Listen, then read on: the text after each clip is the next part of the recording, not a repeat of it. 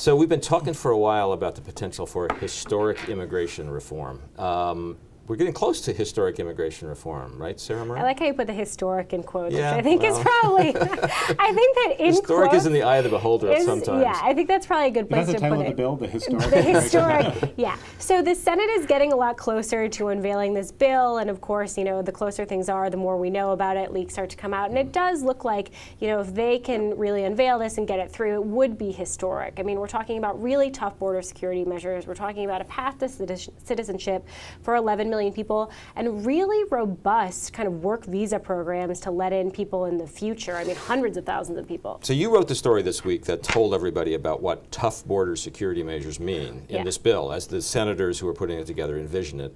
It's a pretty comprehensive list, if they're serious about it, that says essentially you have to tell us that you're monitoring 100% of the U.S.-Mexican border, and you have to tell us you're catching 90% of the people who are trying to sneak across it. That's the standard for tough border security before the rest of this citizenship can happen. Right, and that's just the standard for, I mean, the southern border with Mexico. We're also talking about mandatory e-verify for every employer and a way to monitor the people who come in on visas to make sure that they actually leave. But I think this is one of those things where the devil is definitely in the details. We're going to have to see what the legislative language looks like to make sure there are teeth to back up these provisions, and that's how we know whether this is a serious plan about border security or something that's masquerading as a serious plan. And where's the public on this thing? Is the public in favor of immigration reform? Well, we did a new poll this week. Yeah, right? we have a new poll, and it kind of overwhelmingly shows that people are in favor of immigration reform.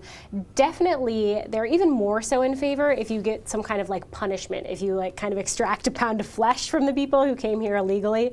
It showed that I think the highest numbers were if there's a plan that makes people kind of pay fines, pay back taxes, go through a background check, learn English. You know, I think it's pretty clear that nobody wants to make this particularly easy for the people who are already in the United States, but they definitely want them to be able to start working legally and get citizenship. But I guess the question is, you know, are they setting up such high hurdles on the border security that actually they'll never be able to comply? And although even if they reach some agreement now, they're just setting up a battle for the future. 11 million currently illegal people in kind of a state of limbo in which they're not illegal anymore, but they're not citizens Which is either. supposedly what we're trying to fix here. Well, exactly. Right, yeah. and so that's the question. I mean, what happens if 10 years from now we haven't met all these measures? Are these people never going to get green cards? And that's what immigration advocates are really worried about.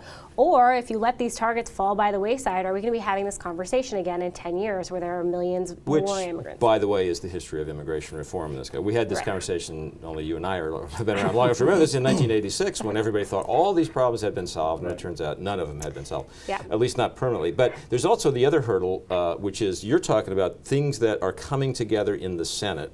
You know, ideas like what's border security, agreement on agriculture workers and guest workers and those sorts of things. That doesn't guarantee that at the House, where Republicans are much more assertively against lax immigration reform, are going to fall in line behind that. This doesn't even guarantee it'll get through the Senate. True. I mean, we're talking about 8 senators here who have come to an agreement, and this is how long it's taken them. So they have to get this through the Senate, and then they have to go to the House, which, as we know, is even more conservative. And in the House, they're going to be a lot more concerned with making sure people who are here illegally, you know, kind of pay for their sins as they see it, and making sure there are really strict border security measures. And so I think it's going to be a very tough hurdle. Yeah. And I think the politics continue to push everybody toward an agreement. But I don't think there's a guarantee, as you know, people have to keep reminding each other around here. Folks in the House come from districts that are very red and have a distinctly different view than senators who come from states where there can be a much more diverse set of opinions. So even people in the House from the same states as these 8 senators who are pushing this are not necessarily thinking the same way about immigration reform. Yeah, that's absolutely right. And because we haven't seen a plan or even really the outline of a plan coming out in the House, I think the fireworks have been kept to a minimum, but I don't think you should expect that to continue. Yeah. So meanwhile, while Sarah was chasing immigrants here, you were someplace else having a spring vacation in Europe. It was incredibly relaxing, 4-city, 2-day trip with the Treasury Secretary, Jack Lew, his second foreign trip after China as Treasury Secretary. You know, he really had a couple of objectives. He wanted to, you know, meet and greet some of these European leaders he's going to be dealing with a lot over the next few years. And then he also wanted to just tell them to maybe be a bit more like the US, go a bit slower on austerity. By all means, have fiscal consolidation, but try not to front load it and try and snuff out the emerging recovery. That's a big risk for him. And so Tim Geithner, his predecessor, had been around these international economic circles for a generation practically. Yeah. Jack Lew's new to it. Does any sign he had any impact there? Or they just listen and nod and go about tightening their belts? I think he definitely had more success on the first objective, getting to know them, than the second one. Briefly, not too much time with anyone person, though. The German finance minister pretty much said thanks, but we think we're doing the right thing with austerity. I think U.S. officials do believe that they're having some impact. That a couple of years back, European leaders were relatively insensitive to unemployment and so on, and that now, as unemployment's really skyrocketing, about 12% in the Eurozone, but twice that in Spain and Greece and other places. So I think now they're starting to feel like they're being a bit more pragmatic.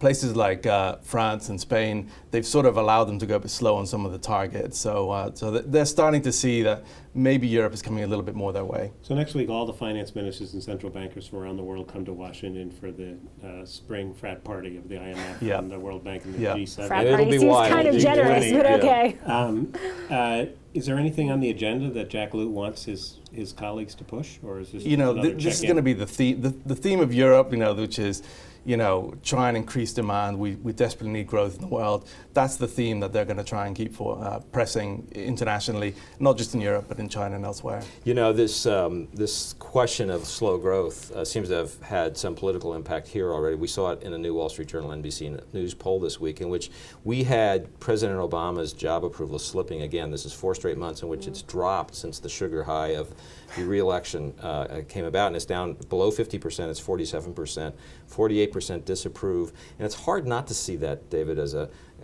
result of a kind of a creeping economic insecurity that seems to be coming back a little bit, at least. Right. I'm not sure it ever really went away. Yeah, maybe. I mean, 61% of the people in our poll think the country's on the wrong track. It's been hovering around that for some time, and I was kind of startled when we asked people, do you think you have economic pressures to make ends meet? 68% said it was a very serious problem, and 16% said it was a fairly serious problem.